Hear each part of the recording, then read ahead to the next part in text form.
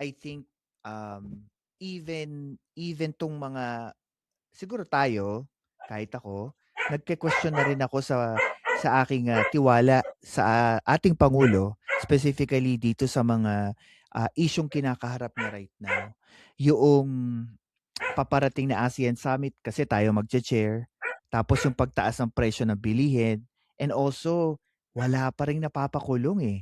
And I think I wanted to talk about this kasi para po sa akin at sa lahat po ng mga nakikinig, alam niyo po ang stand ko nung eleksyon at si, Boss Dens, na nung eleksyon po ang binandera po namin ay si Yorme Isko Correct.